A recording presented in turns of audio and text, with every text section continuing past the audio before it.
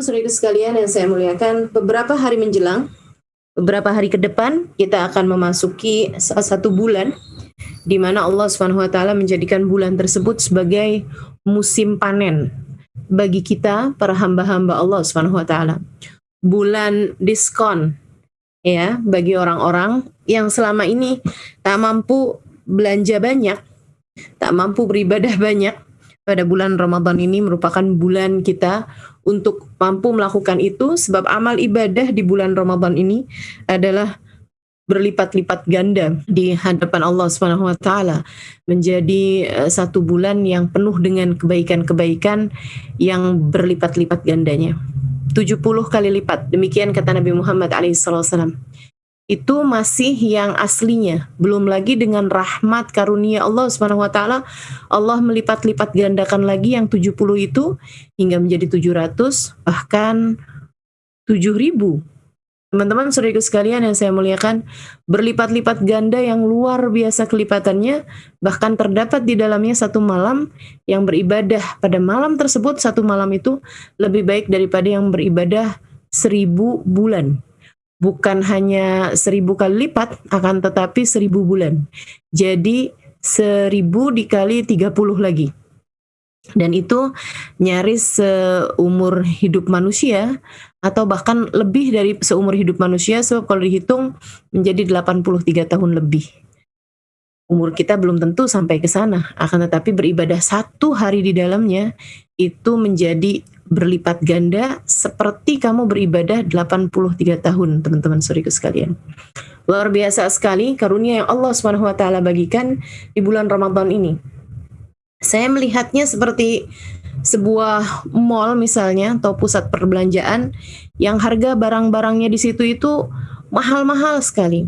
Di dalamnya banyak sekali kebutuhan-kebutuhan kita, banyak sekali apa-apa yang kita perlukan, dari pakaian misalnya, sandal, sepatu misalnya, kerudung misalnya, bahkan makanan misalnya, kendaraan misalnya gitu ya.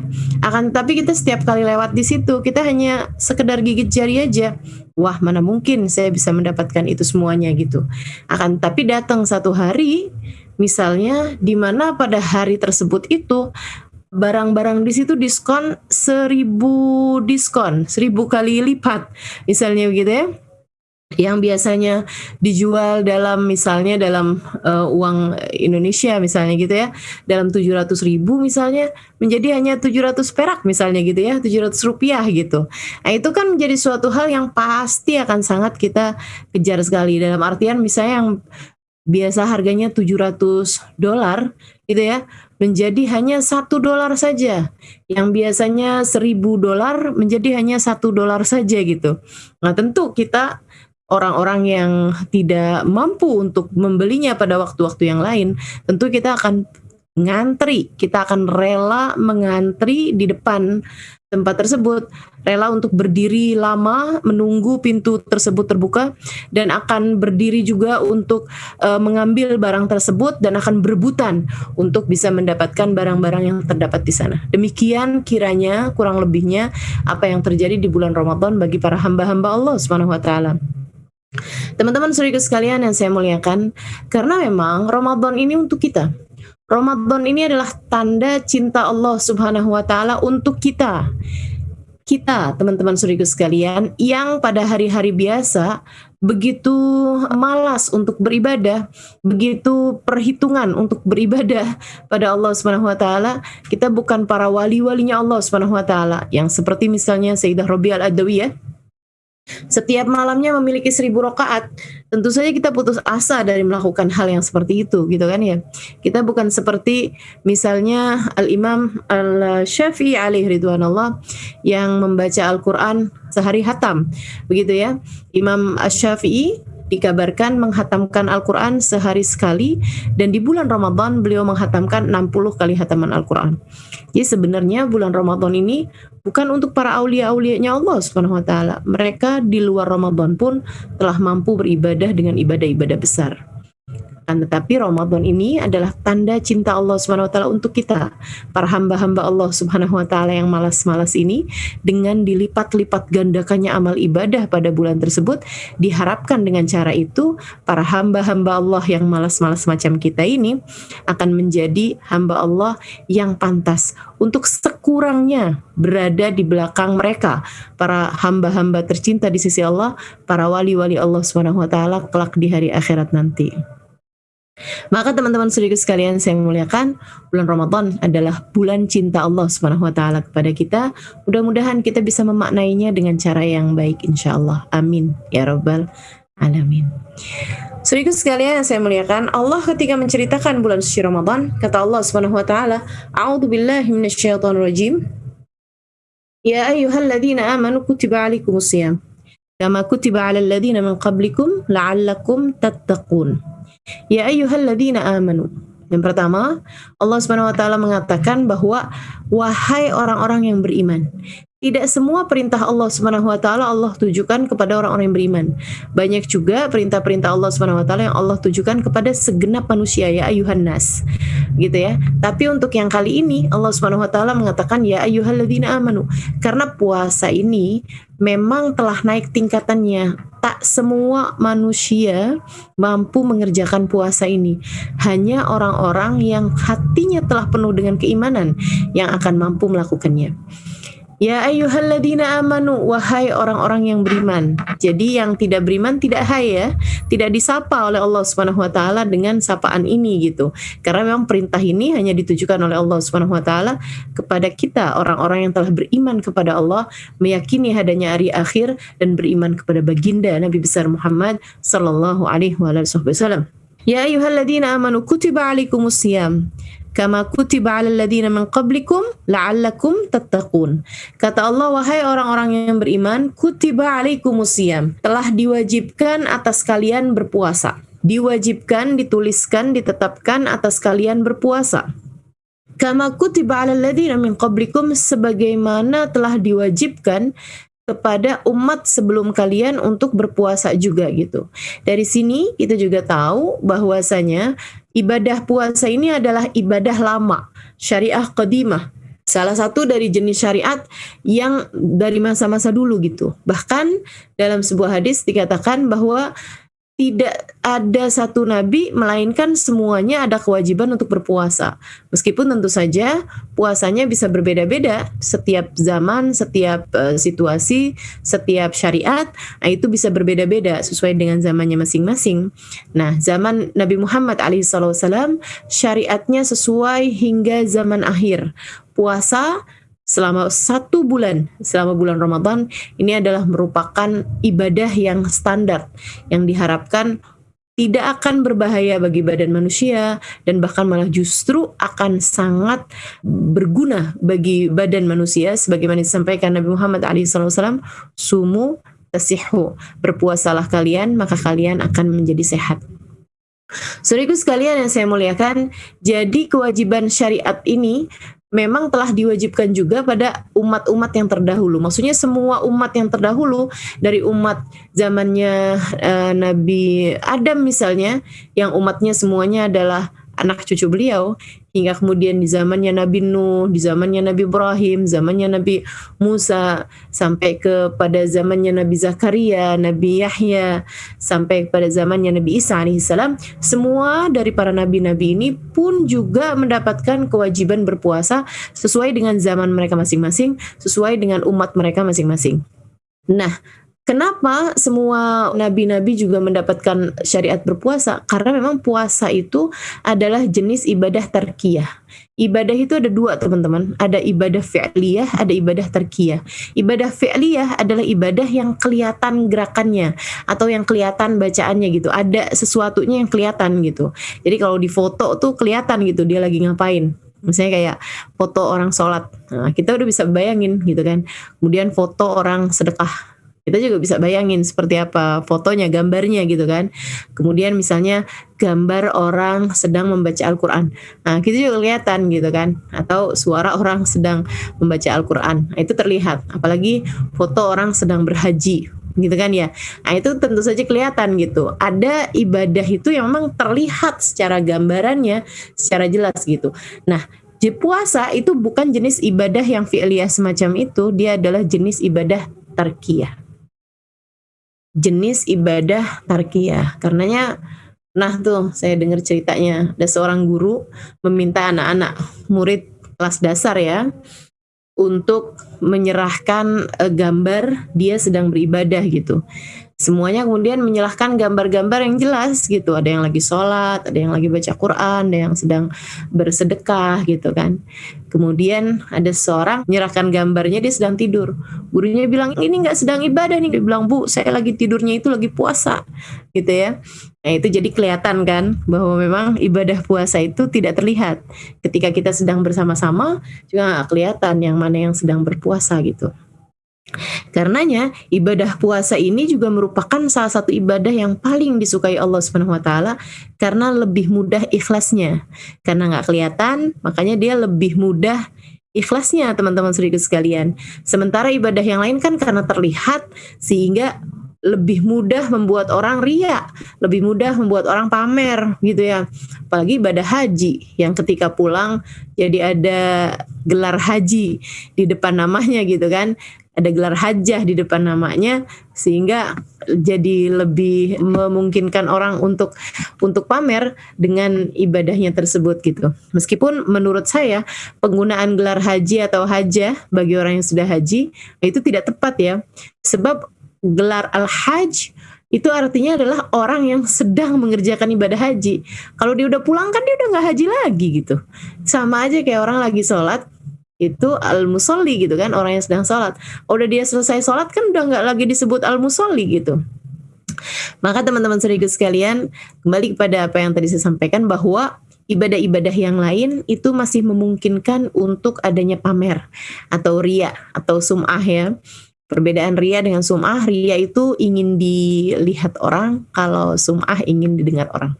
Nah, sementara ibadah puasa ini lebih aman dari dilihat orang ataupun didengar orang karena memang sebenarnya tidak terlihat dan tidak terdengar, nggak ada suaranya ya, kecuali kalau perutnya sedang sangat lapar sehingga menimbulkan suara ya. Tapi selain daripada itu saya rasa nggak juga gitu. Juga tidak ada baunya ya, kecuali mungkin bau mulutnya ya yang disebabkan karena adanya puasa tersebut, yang saya rasa juga kalau kita pandai menjaga kesehatan mulut juga tidak akan tercium aroma yang tidak sedap dari mulut kita. Jadi lebih aman dari hal ini untuk terjadinya ketidakikhlasan dalam puasa. Karenanya menjadi satu amal ibadah yang disukai oleh Allah Subhanahu wa taala sebagaimana yang disebutkan Allah dalam salah satu hadis qudsinya. Kullu amal ibni Adam lahu illa shaum fa innahu li wa ana ajzi bih. Kata Nabi Muhammad alaihi wasallam melansir atau menyebutkan tentang firman Allah Subhanahu wa taala. Nabi Muhammad bercerita bahwasanya Allah Subhanahu wa taala berfirman, kullu amal ibni Adam lahu, semua amal ibadah anak manusia itu adalah untuk dirinya sendiri. Semua amal ibadah seorang hamba untuk dirinya sendiri, illa shaum, kecuali puasa. Fa innahu li, kata Allah, aku puasa itu adalah untukku, wa ana ajzi bih, akulah sendiri yang akan memberikan balasannya. Akulah sendiri yang akan memberikan balasannya. Sehingga membuat bahkan para malaikat-malaikat pun itu tidak tahu berapa pahala puasa masing-masing dari kita, teman-teman saudara sekalian. Habib Umar bin Hafid, guru kita semuanya, beliau pernah mengatakan bahwasanya para malaikat itu, malaikat raqib yang mencatat amal kebaikan, malaikat atid yang mencatat perbuatan buruk seseorang, malaikat raqib itu teman-teman saudara sekalian ketika mencatat sebuah amal ibadah itu lengkap dengan pencatatan pahalanya gitu. Misalnya baca Al-Quran, kalau khusyuk berapa, kalau nggak khusyuk berapa, itu semuanya tuh ada lengkap gitu pahalanya. Kalau tadabbur berapa, kalau nggak tadabbur berapa gitu kan ya. Itu semuanya akan ditulis lengkap oleh para malaikat-malaikat kecuali puasa. Yang puasa itu mereka hanya mencatatkan halimah puasa, dah gitu aja gitu. Enggak mencatatkan nilai puasanya berapa. Karena yang disebutkan oleh Nabi Muhammad dalam hadis qudsi tadi yang saya sampaikan ya, fa innahu li, kata Allah, puasa itu adalah untukku. Udah, bahkan malaikat pun hanya menulis puasa gitu aja, tidak menuliskan berapa pahalanya, karena wa ana ajzibih, akulah sendiri yang akan memberikan balasannya.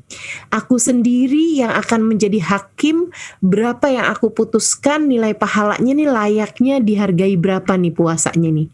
Puasa hari ini nih layaknya dihargai berapa nilainya, itu Allah sendiri yang melakukannya, teman-teman saudaraku sekalian. Jadi semacam gini nih, kalau kamu punya atasan, punya bos, misalnya gitu ya, satu hari dia akan datang ke rumah kamu, teman-teman sekalian.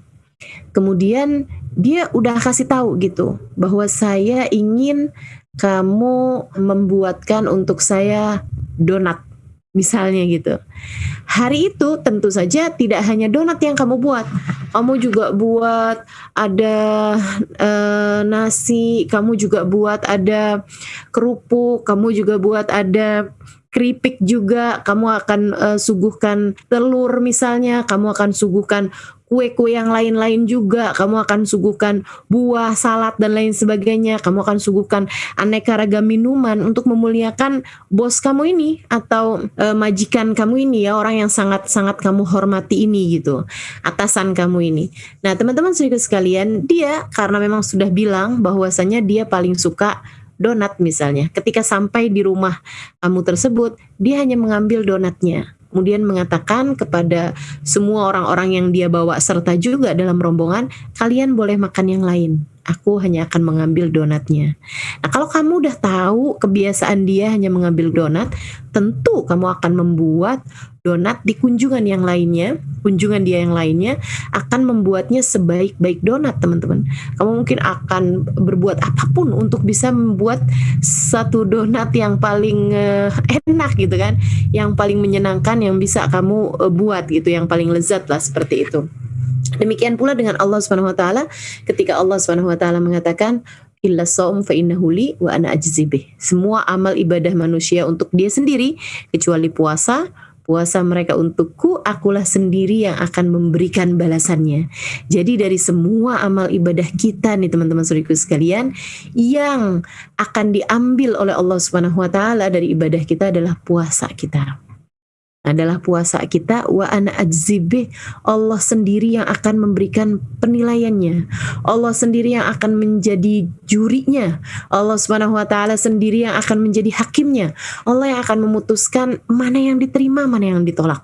Allah Subhanahu wa taala sendiri yang akan memutuskan yang diterima itu dapatnya nilainya mumtaz, dapat nilainya yang istimewa misalnya, atau yang hanya sekedar asal diterima aja misalnya gitu, atau yang memang benar-benar bagus atau yang tidak bagus. Nah itu subhanallah, Allah langsung yang akan memberikan penilaiannya, teman-teman saudara sekalian. Karenanya puasa ini bukan sesuatu hal yang main-main.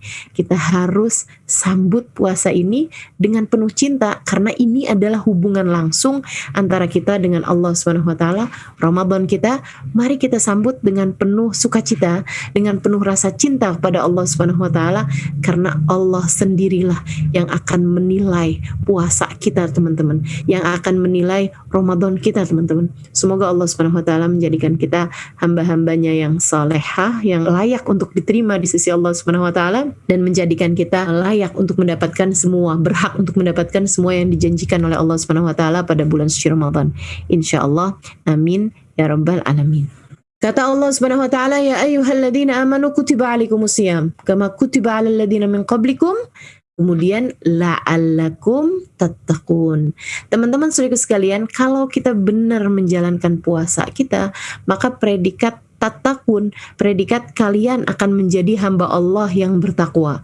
Kalian akan keluar dengan sertifikat sebagai seseorang yang bertakwa di mata Allah Subhanahu wa taala. Yang mana kalau kita membaca Al-Qur'an, ada banyak sekali ayat-ayat yang Allah Subhanahu wa taala selalu mengatakannya sebagai uiddat lil muttaqin. Ini dijanjikan hanya untuk orang-orang yang bertakwa. Yang ini untuk orang-orang yang bertakwa. Allah Subhanahu wa taala banyak sekali menjanjikan banyak hal untuk hamba-hambanya yang bertakwa. Ini salah satunya, kita nih bisa menjadi hamba Allah yang bertakwa kalau kita menjalankan ibadah puasa dengan benar. Ibadah puasa yang benar itu yang bagaimana? Yuk kita pelajari teman-teman sedikit sekalian. Yang pertama yang harus kita pelajari, yang harus kita benahi dalam puasa Ramadan kita adalah puasanya. Ramadan yang harus kita benahi, yang nomor satu adalah puasanya. Sebab Nabi Muhammad mengatakan, ini ya, ada banyak donat-donat yang tertolak, ada banyak jamuan-jamuan yang dipersembahkan kepada Allah dan Allah menolaknya begitu saja. Kata Nabi Muhammad alaihissalam, kam min saim laisa min siyamihi illal ju' wal atash. Dalam satu riwayat illal ju' wal dhama. Berapa banyak orang berpuasa tidak mendapatkan apa-apa dari puasanya illal ju' wal atash, kecuali hanya sekedar rasa lapar dan haus belaka. Dia tidak mendapatkan apapun dari puasanya, melainkan rasa lapar dan haus saja. Jadi seperti membuka pepesan kosong lah gitu. Ya, disuguhkan makanannya ternyata sangat nggak enak gitu. Disuguhi sesuatu, akan tapi sesuatunya ini sangat tidak bermutu, sehingga kemudian dilepeh, sehingga kemudian dilempar, kemudian dibuang. Seperti itu teman-teman sekalian. Yang salah bukan Allah yang tidak menerimanya, akan tetapi karena memang puasanya yang tidak layak diterima. Seperti apa puasa yang tidak layak diterima? Nabi Muhammad alaihissalam menyebutkannya dalam salah satu hadis yang lain. Kata Nabi Muhammad alaihissalam, khamsun yuftirna sha'im. Khamsun yuftirna sha'im, ada 5 perkara yang membuat batal habis pahala puasa seseorang. Ada 5 perkara yang membuat batal habis pahala puasa seseorang. Seperti puasa ini kalau saya gambarkan seperti sebuah balon. Saudaraku sekalian, dari pagi kamu berpuasa itu seperti sedang meniup sebuah balon, tambah besar, tambah besar, tambah besar, tambah besar, tambah besar, sampai di akhir hari ya, menjelang malam, yaitu waktunya maghrib, kamu sudah membuat satu balon yang begitu besar. Akan tetapi hati-hati, sama halnya dengan balon, begitu mudah sekali ia menjadi pecah begitu saja, hanya karena satu tusuk jarum ke balon tersebut sudah menjadikan balonnya sudah tidak lagi tersisa apa-apa, udah nggak ada apa-apanya lagi gitu. Nah, Nabi Muhammad menyebutkan 5 jarum-jarum mini yang bisa membuat pahala-pahala puasamu menjadi habis tak tersisa. Bukan menjadi sedikit teman-teman, tapi habis tak tersisa. Bahkan para ulama menyebutnya, salah satunya Imam Abu Hanifah, menjadikan puasanya itu batal dari asalnya sehingga harus diqadha. Akan tetapi para ulama Syafi'iyah sebagaimana ulama-ulama yang lain selain Imam Abu Hanifah menyampaikan hanya batal pahala puasanya, yang dalam artian puasanya menjadi tidak punya pahala apa-apa, akan tetapi tidak wajib diqadha gitu. Dia sudah menjalankan kewajibannya sebagai seorang muslimah meskipun tidak ada nilai pahala puasanya. Nah itu kalau dipikir-pikir buat apa ya puasanya kalau nggak ada nilai pahalanya. Mudah-mudahan Allah jauhkan kita dari jenis puasa yang seperti ini insya Allah. Menjadikan puasanya laisa min siyamihi illal ju' wal atash. Nggak dapat apa-apa dari pahala puasanya kecuali hanya sekedar lapar dan haus belaka. Puasa yang bagaimana itu? Nabi Muhammad menyebutkan khamsun yuftirna sha'im, 5 perkara membuat batal habis pahala puasa seseorang. 4 sebabnya dari lisan, 1 sebabnya dari mata. Ya, 4 hal ini dari lisan, dari dosanya lisan atau dari dosanya mulut kita ya. Sementara yang satu lagi yaitu dari dosanya mata atau penglihatan seseorang. Yang dari lisan, ini katanya Nabi Muhammad alaihissalam, al-kadhib wal ghibah wal namimah wal yaminul fajirah. Dan yang dari mata adalah an-nadhar bisyahwah. Yang dari mulut atau yang dari lisan ada 4 hal. Yang pertama adalah bohong. Kamu kalau puasa, kemudian di dalamnya dari sejak sahur, pagi, subuh, sampai ke maghrib, ada kebohongan yang kamu sampaikan, ada kebohongan yang kamu ucapkan, maka menjadikan pahala puasamu itu habis tak tersisa teman-teman. Habis tak tersisa. Subhanallah, luar biasa sekali ya. Ini ya, habis tak tersisa dengan adanya kebohongan yang kamu sampaikan. Karenanya banyak di antara para ulama-ulama, di antara para orang-orang saleh, itu yang ketika datang bulan suci Ramadan, mereka memilih untuk tidak banyak bertemu dengan manusia. Mereka memilih untuk tidak banyak berjumpa dengan orang. Lebih baik khalwat aja dah gitu kan. Lebih baik berdiam diri saja, tidak usah jumpa sama banyak orang gitu. I'tikaf aja di masjid. Apakah itu juga bagus untuk kita lakukan ya zaman sekarang? Bagus juga, akan tapi jangan lupa bahwasanya selain daripada kamu tidak berjumpa orang-orang dalam dunia nyatamu, kamu juga tidak usah berjumpa orang-orang juga dalam dunia mayamu, gitu kan? Nggak ngobrol sama orang sih, tapi dia baca Instagram, kemudian menyebarkan broadcast yang isinya berita yang hoax misalnya gitu, kabar-kabar burung yang dia sebarkan kemana-mana, bahkan fitnahan-fitnahan gitu ya, dalam urusan-urusan politik misalnya, atau bahkan kabar-kabar artis yang disebarkan gitu ya, padahal kabarnya tidak benar adanya gitu kan. Itu semuanya bisa membuat batal habis pahala puasamu, teman-teman. Sayang sekali gitu. Pahala puasa kita yang begitu indahnya, sehingga seharusnya menjadi sesuatu yang layak diterima, layak dipersembahkan kehadirat Allah Subhanahu wa taala. Jangan kamu hapuskan dengan hanya sekedar kebohongan-bohongan yang kamu ucapkan atau kamu tuliskan ya, dari lewat jari-jarimu itu, jempol-jempol yang berbohong nih ya di dunia maya gitu, atau di media-media sosial kita. Baik, itu satu. Kemudian yang kedua, teman-teman saudaraku sekalian, oh ya, masalah kebohongan ini bahkan kepada orang-orang terdekat kita ya, yang harus kita hindari, yang harus kita hati-hati adalah jangan sampai di bulan suci Ramadan kamu berbohong, terutamanya kepada orang-orang yang ada di sekitar kamu. Suamimu, anak-anakmu, orang tuamu, saudara-saudarimu, siapapun lah yang ada di sekitarmu. Betul-betul pikirkan semua perkataan yang kamu akan ucapkan pada hari-hari ini sebagai pelatihan untuk datangnya bulan suci Ramadan. Kamu sudah dalam keadaan bersiap untuk menjaga lisan lebih pandai daripada di waktu-waktu yang lalu. Karena memang lisanmu ini sangat berbahaya nih di bulan suci Ramadan, yang akan menjadikan puasamu mudah untuk menjadi puasa yang tertolak di sisi Allah Subhanahu wa taala. Teman-teman saudaraku sekalian, dan bukan artinya begini, kalau misalnya gitu ya, suamimu tanya gitu, "Kamu ada lihat nggak uang yang saya taruh di saku baju saya gitu? Kamu ada lihat nggak?" Nah, itu uangnya padahal udah kamu ambil gitu kan. Kamu jangan kemudian bilang, "Boleh saya jawab nanti habis taraweh?" Misalnya gitu ya, untuk menghindari mau bohong nih, tapi kalau lagi puasa bohongnya jadi membatalkan puasa gitu. Ya udah deh, saya jawabnya nanti aja habis taraweh misalnya gitu. Nah, itu sama-sama aja teman-teman. Berbohong dan niat berbohong, nah itu merupakan perbuatan yang juga sudah diharamkan oleh Allah Subhanahu wa taala. Baik, saudaraku sekalian yang saya muliakan, yang berikutnya dari hal-hal yang dapat membatalkan pahalanya puasa, yaitu selain daripada al-kadhib atau bohong, itu juga al-ghibah, membicarakan aib orang lain. Nah, ini yang banyak juga terjadi di antara kita ini ya. Ghibah itu sudah merupakan kayak cemilannya orang-orang gitu, kayak makanan, kayak snack gitu buat sebagian orang. Rasanya kalau nggak ghibah kayak belum makan snack gitu, rasanya kayak ada yang kurang gitu.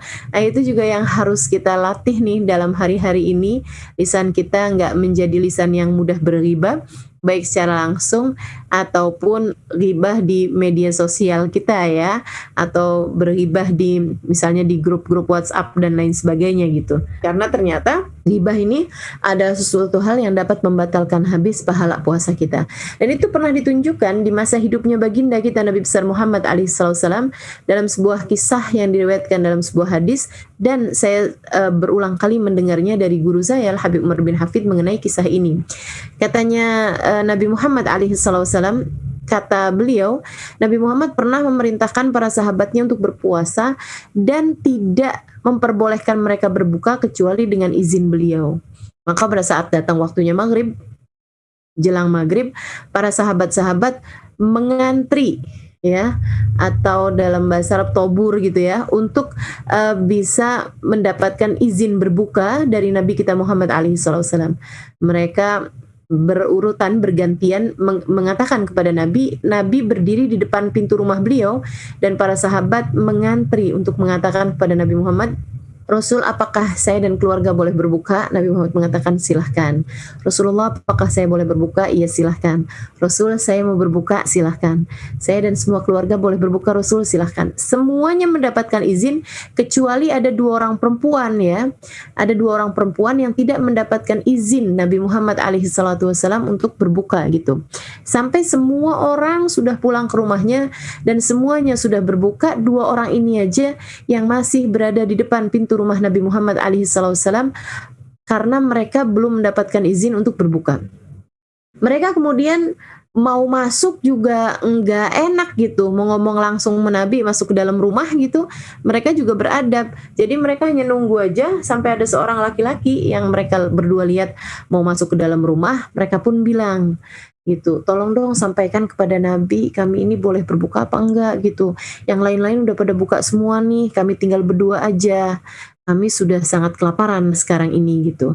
Laki-laki tersebut masuk kemudian berkata kepada Nabi Muhammad, ya Rasulullah, inna mra'atani tahtal bab tasta'dinani laki an taftura. Wahai Rasul, ada 2 orang perempuan di depan pintu rumahmu, mereka meminta izin kepadamu untuk berbuka. Apakah mereka boleh berbuka, wahai Rasul? Nabi Muhammad malah mengatakan, kata Nabi Muhammad, hatil wi'a, ambilkan tempat, kayak semacam ambilkan wadah ya, semacam baskom, semacam ember, semacam baldi lah kalau di Malaysia gitu. Nabi Muhammad kemudian berkata kepada mereka, maksudnya tempat yang biasa digunakan untuk meletakkan air gitu kan. Nabi Muhammad mengatakan kepada laki-laki tersebut sesudah dia mendapatkan baskomnya tadi ini ya, mendapatkan ember atau baldinya tadi ini, Nabi kemudian berkata, murhuma anta tagaya fi hadal wi'a, suruh 2 orang perempuan ini untuk muntah di tempat ini. Maka laki-laki ini meskipun dia merasa aneh dengan perintah Nabi Muhammad, dia pun membawa tempat tersebut itu kepada 2 orang perempuan ini. Dia berkata, nih sama Nabi kamu berdua disuruh muntah ya, disuruh tumpah. Dia kemudian bilang, bagaimana kami akan tumpah, bagaimana kami akan muntah di tempat ini, sementara kami ini nggak makan apa-apa sepanjang hari gitu. Kami minta izin untuk masuknya makanan, Nabi malah menyuruh kami untuk mengeluarkan makanan gitu. Bagaimana mungkin kami melakukannya? Katanya laki-laki tersebut, saya tidak mengerti, akan tetapi semua perintah Nabi wajib bagi kita untuk melakukannya. Dah, kamu kerjain aja. 1 orang perempuan kemudian membungkukkan badannya ke arah tempat tadi ini ya, wadah tadi ini, dan memuntahkan apa yang ada di dalamnya. Dan subhanallah, teman-teman sekalian, dia pun kemudian seperti habis makan daging busuk gitu. Kayak habis makan daging yang memang sudah sangat busuk sekali, lengkap dengan ya semacam nanah-nanahnya begitu ya, semacam busuk-busuknya daging itulah gitu. Kemudian yang satu lagi juga melakukan hal yang sama dan keluar yang sama juga gitu. Dia dengan menutup hidungnya, dia membawa tempat ini ke hadapan Nabi Muhammad SAW yang kemudian segera berkata, innahuma samata ma halallahu lahuma wa aftarata bima yahrumullah alaihima. Innahuma samata bima ahallallahu lahuma wa aftarata bima yahrumullah alaihima. Sesungguhnya kedua orang perempuan ini berpuasa tidak mau makan sesuatu yang halal buat keduanya, akan tetapi mereka membatalkan puasanya dengan memakan yang haram bagi keduanya. Kita ini kalau puasa kan nggak mau minum kopi, padahal kopi halal buat kita. Kita nggak mau makan nasi uduk misalnya, nasi lemak misalnya begitu kan ya, karena kan kita sedang berpuasa. Nasi lemak sejatinya hukumnya halal buat kita. Yang halal-halal kita tinggalkan karena memang kita diperintahkan untuk tidak makan, tidak minum selama berpuasa. Kata Nabi Muhammad, tapi kedua perempuan tersebut telah membatalkan puasanya dengan makan makanan yang haram buat mereka. Makan apa? Makan bangkai. Kenapa bisa makan bangkai? Jalasat ihdahuma indal ukhra faktabata. Yang satu duduk-duduk bersama dengan yang lain, kemudian 2 orang ini membicarakan aib seseorang, membicarakan aib kawannya. 2 orang ini membicarakan aib saudaranya sendiri, dan Allah Subhanahu wa taala telah mengatakan dalam Al-Qur'an, "Fala yaghtab ba'dukum ba'dha ayuhibbu ahadukum an ya'kula lahma akhihi maitan fakarihtumu." Janganlah seseorang di antara kalian membicarakan aib orang lain, itu sama saja seperti memakan bangkai daging saudara kalian sendiri dalam keadaan bangkai, dalam keadaan sudah mati gitu.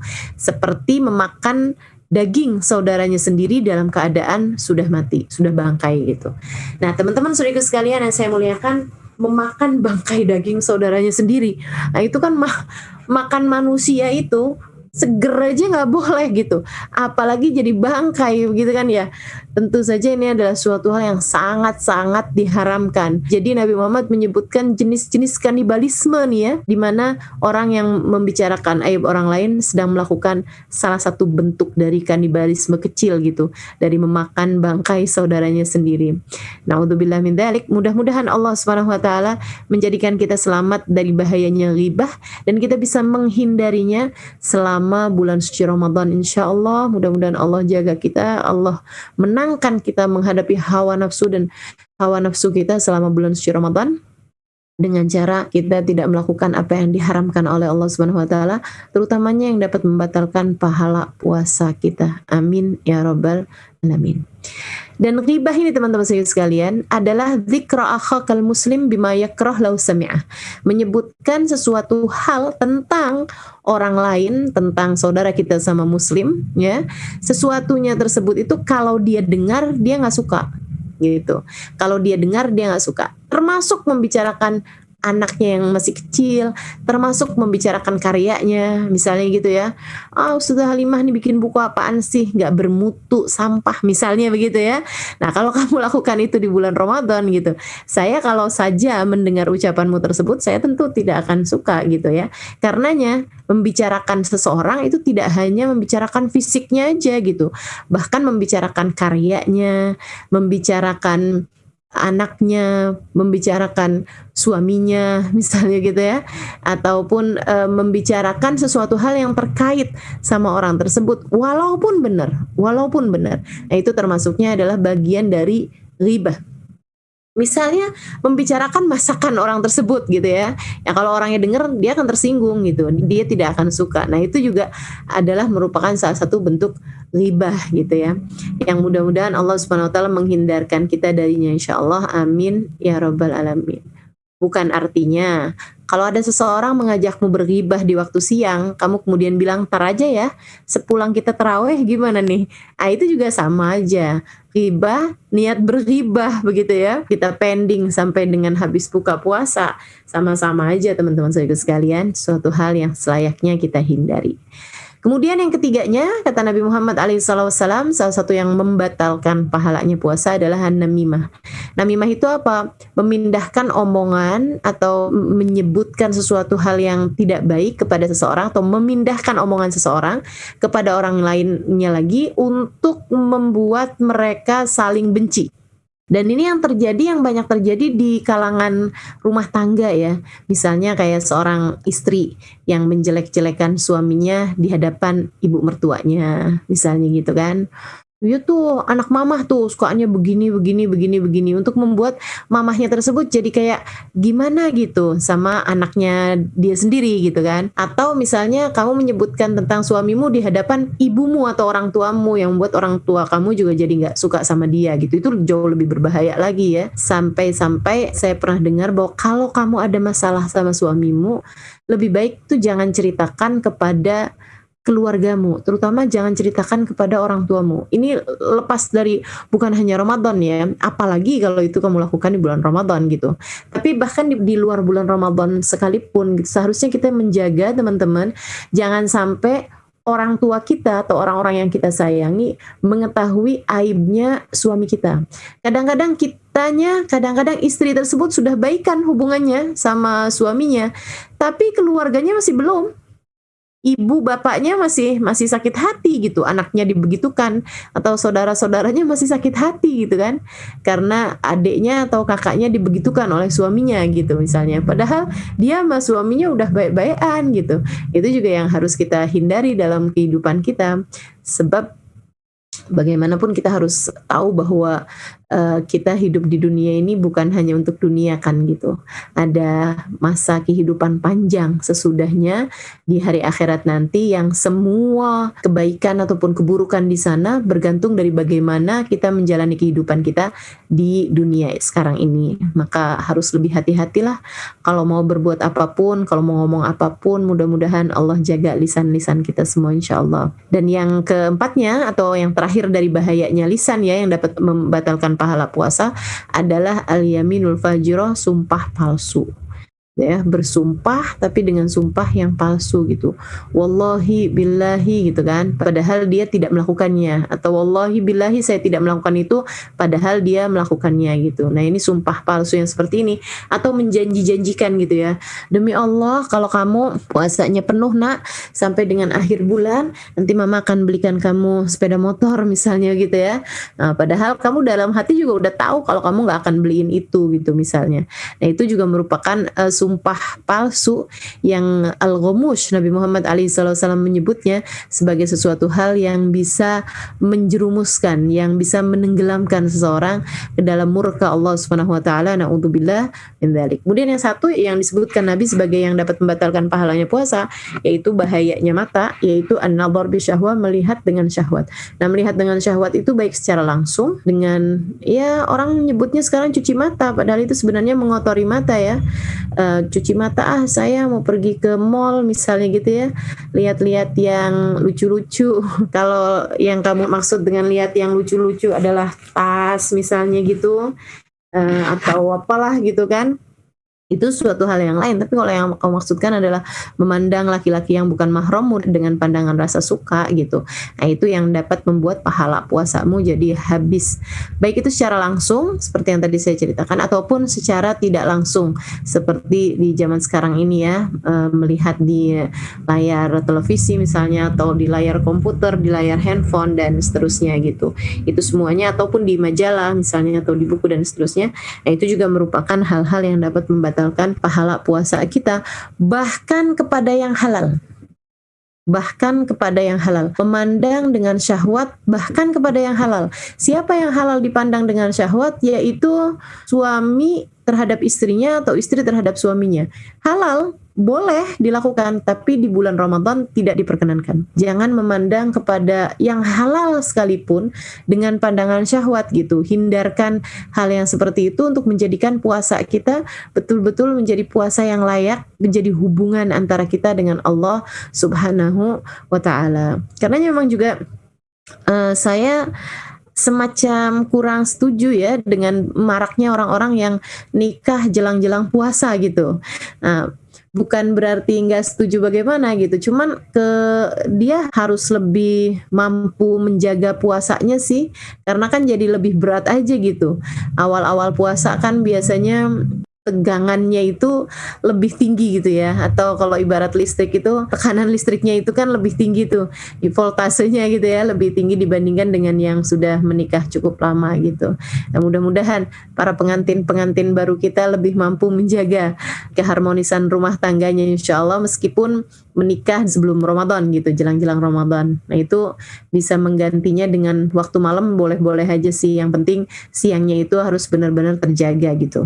Teman-teman sedikit sekalian yang saya muliakan, nah, kalau puasa kita sudah tepat seperti apa yang tadi telah disampaikan ya, aman dari ghibah, aman dari namimah, aman dari nadhar bisyahwah, aman dari bohong, aman dari sumpah yang palsu gitu, sumpah yang tidak benar ya, maka kita perlu juga menjadikan puasa Ramadan kita itu sebagai amalan yang bisa membawa kita kepada ridha Allah Subhanahu wa ta'ala dengan ibadah malamnya.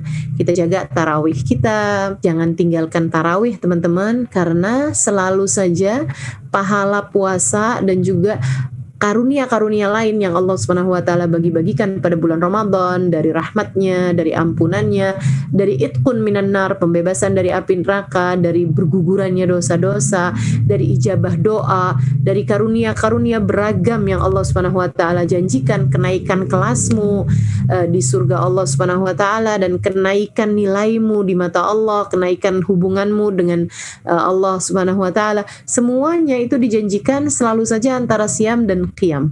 Antara puasanya juga mesti bagus, sama qiyamnya juga mesti ada gitu. Jadi jangan tinggalkan tarawih. 20 rakaat untuk tarawihnya, dan sekurangnya 3 rakaat untuk witirnya. Nah, witirnya sendiri itu paling banyaknya adalah 11 rakaat. Teman-teman sedikit sekalian yang saya muliakan, mudah-mudahan Allah Subhanahu wa taala beri taufik kita untuk bisa menjalankan apa yang dijanjikan oleh Allah Subhanahu wa taala ini ya. Tarawih Kalau saya ditanya gitu, "Ustazah bagaimana dengan tarawih yang 8 rakaat?" gitu. Saya akan menjawab seperti apa yang dijawab oleh Sayyidil Habib Umar bin Hafid, guru saya. Habib Umar ketika ditanya, "Bib, orang kalau tarawihnya 8 rakaat sah atau tidak?" gitu. Habib Umar bilang, "Sah, tapi dia kurang 12." Sah, tapi dia kurang 12 gitu. Jadi ya saya juga jawab dengan yang sama juga. Kalau ada orang nanya sama saya, "Ustazah, tarawih 8 rakaat sah apa enggak?" Sah-sah aja sih, boleh-boleh aja silahkan. Tapi ya kalau bisa ditambahin 12 lagi gitu, biar maksimal menjadi 20 rakaat. Karena memang sejatinya tarawih itu sudah sah bahkan dari 2, tapi 4 lebih bagus. 6 lebih bagus lagi, 8 lebih bagus lagi, 10 lebih bagus lagi, 12 lebih bagus lagi, dan seterusnya sampai dengan 20 adalah bilangan terbaiknya. Teman-teman saya sekalian, dan apa yang kita lakukan dari sholat taraweh 20 rakaat dengan ya sekitar 1 jam ya, dengan witirnya sekali 3 rakaat itu biasanya kan 1 jam saya rasa udah selesai gitu, atau paling lama ya 1 jam setengah mungkin seperti itu ya. Kalau di negara-negara kita ini kan kita jalaninya seperti itu menurut saya adalah ibadah yang sangat-sangat standar. Saya nggak pernah dapetin satu cerita di mana ambulan didatangkan untuk membawa orang yang selesai taraweh karena dia benar-benar terkuras energinya atau sampai dengan sakit gitu ya, karena dia kebanyakan taraweh gitu.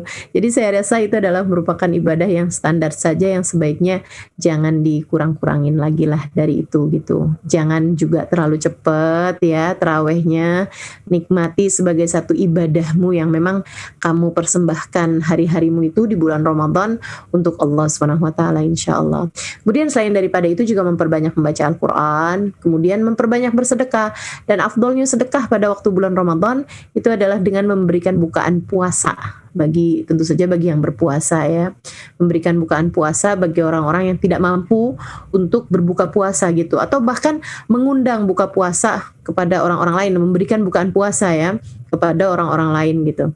Nah, teman-teman saudaraku sekalian, memberikan jamuan buka puasa kepada orang lain, Nabi Muhammad SAW menyebutkan mengenai hal ini, "Man aftara sha'iman falahu mithlu ajrih la yanqus min dzalika syai'a." Siapa yang memberikan bukaan puasa bagi orang yang berpuasa, maka dia mendapatkan pahala yang sama dari orang yang berpuasa tersebut tanpa berkurang sedikit pun juga. Kemudian Habib Umar juga mengatakan mengenai sedekah di bulan Ramadan, beliau mengatakan lebih baik kamu bersedekah secara terus-menerus selama bulan suci Ramadan, walaupun sedikit, daripada kamu bersedekah sekali sedekah banyak tapi hanya 1 atau 2 kali aja selama bulan suci Ramadan gitu ya. Jadi lebih baik kita bersedekah walaupun sedikit-sedikit gitu setiap harinya, itu lebih baik daripada kalau kita bersedekah hanya sekali 2 kali aja selama bulan suci Ramadan. Kenapa? Karena bulan suci Ramadan itu menjanjikan banyak karunia yang kita nggak pernah tahu kapan waktunya turun, hari-hari kapan yang waktunya turun, bisa macam-macam gitu. Ibarat hujan, bulan Ramadan itu adalah bulan yang dituruni hujan rahmatnya Allah Subhanahu wa taala yang sangat banyak, kadang gerimis, kadang deras. Nah, kita nggak pernah tahu yang kapan derasnya,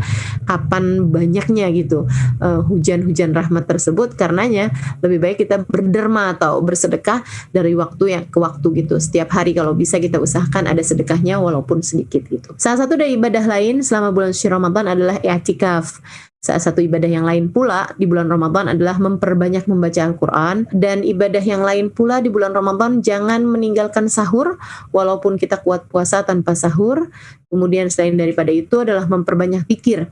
Dan zikiran yang paling bagus untuk kita baca di bulan suci Ramadan adalah apa yang disebutkan oleh Nabi Muhammad SAW. Ada 4 hal ya, 2 hal kata Nabi Muhammad yang Allah ridhoi, sementara 2 hal lagi, khaslatan la ghina lakum anhuma, 2 perkara lagi yang sangat kalian perlukan. Wa amal khaslatan, adapun 2 perkara, turdun bihima rabbakum, yang membuat Allah ridho dari kalian, yaitu antashhad an la ilaha illallah, itu wa antastaghfiruna, yaitu bersyahadat la ilaha illallah dan juga untuk kalian beristighfar padanya. Sementara amal khaslatan alladan la ghina lakum bihi anhuma, adapun 2 perkara yang kalian sangat memerlukannya, yaitu kalian minta dimasukkan ke dalam surga dan kalian minta dihindarkan dari api neraka. Dan itu sering sekali kita dengarkan di masjid-masjid selama bulan suci Ramadan, kebanyakannya adalah saat-saat menjelang buka. Sampai ada yang pernah nanya sama saya, "Oh, itu bukan hanya bacaan dibaca sebelum buka, Ustazah?" Enggak ya, itu sebenarnya mau siang mau malam selama bulan suci Ramadan baik untuk membaca dzikiran tersebut. yaitu asyhadu an la ilaha illallah astaghfirullah nas'alukal jannata wa na'udzubika minan nar gitu. Itu kita ulang-ulang selama bulan suci Ramadan. Mudah-mudahan Allah Subhanahu wa taala mengijabah. Dan Allah Subhanahu wa taala menyiapkan ada Lailatul Qadar yang berkemungkinan terjadi di salah satu malam selama bulan suci Ramadan. Di malam ganjilnya lebih mungkin daripada malam genapnya, dan di 10 malam terakhirnya lebih mungkin daripada di 20 yang awalnya gitu. Jadi kemungkinan terjadinya itu pada malam 21, 23, 25, 27 ataupun 29. Di mana pada malam tersebut seperti yang Allah ceritakan dalam Al-Qur'an, tanazzalul malaikatu, malaikat-malaikat turun rombongan demi rombongan. Duf'atan ba'da ukhra, rombongan demi rombongan para malaikat, hingga kabarnya kepak-kepak sayap mereka itu memenuhi lapisan dari bumi ke langit ini ya, dari banyaknya malaikat-malaikat yang turun pada malam tersebut. Ruh termasuk juga malaikat Jibril, bi amri rabbihim min kulli amrin salamun hiya hatta matla'il fajr. Semua ini adalah melaksanakan perintah Allah Subhanahu wa taala kepada para malaikat untuk turun pada malam tersebut untuk menyelesaikan urusan mereka. Apa urusannya? Ketika ada seorang hamba yang sedang beribadah, mereka akan mengaminkannya. Mereka akan meminta kepada Allah untuk menerima ibadahnya. Ketika mereka berdoa, mereka akan minta kepada Allah agar mengijabah doanya. Ketika ada hamba-hamba Allah yang sedang meminta hajat kepada Allah, Allah menjadikan para malaikat itu mendoakan orang tersebut. Jadi ibadahmu dimintakan ijabahnya, dimintakan diterimanya oleh jutaan malaikat, teman-teman. Dan juga doa-doamu, hajat-hajatmu diaminkan oleh jutaan malaikat-malaikatnya Allah Subhanahu wa taala. Allah Subhanahu wa taala mengatakan salamun hiya hatta matla'il fajr. Kebahagiaan, keselamatan, kedamaian sampai dengan saat fajarnya gitu ya. Karenanya Habib Umar bin Hafid mengatakan bahwa cirinya Lailatul Qadar kelihatan pada besok harinya. Maksudnya pada pagi harinya, malah justru di saat para malaikat kembali naik ke atas sehingga menghalangkan cahaya matahari sampai ke bumi. Kata beliau, itu kalau paginya cahaya buminya tuh temaram gitu. Enggak juga dibilang terang juga enggak, hujan juga enggak gitu, tapi temaram aja gitu. Temaram. Kenapa temaram? Karena kehalangan sama kepak-kepak sayap malaikat. Jadi cahaya matahari itu terhalang sama kepak-kepak sayap malaikat yang masih bergantian naik ke atas langit sesudah mereka semalaman menemani hamba-hamba Allah Subhanahu wa taala yang beribadah pada malam tersebut. Mudah-mudahan kita semua berhak mendapatkannya insyaallah. Mudah-mudahan kita semua meraih apa yang dijanjikan pada Lailatul Qadar ataupun malam-malam yang lainnya ya, di mana Lailatul Qadar itu kan khairun min alfi syahr, lebih baik daripada 1000 bulan seperti yang saya sampaikan di awal tadi. Mari kita sambut Ramadan kita dengan penuh cinta, dan mudah-mudahan Allah Subhanahu wa taala mengaruniakan semua karunia yang Allah Subhanahu wa taala janjikan, dan semoga kita bisa mengamalkan. Sekali lagi yang saya sampaikan di awal, semoga ilmu yang kita dengar pada hari ini tidak hanya menjadi sesuatu yang masuk telinga kanan keluar telinga kiri gitu ya, akan tetapi menjadi ilmu yang kita simak dengan kedua telinga kita masukkan ke dalam hati kita, menjadi cahaya yang menerangi seluruh anggota tubuh kita menjalankannya sesuai dengan apa yang Allah Subhanahu wa taala mau, apa yang Allah Subhanahu wa taala inginkan insyaallah. Ala hadhihi niyyah wa bi kulli niyatin salihah jami'ah syamilah ila hadratin Nabi Muhammad sallallahu alaihi wa alihi wasallam. Al-Fatihah.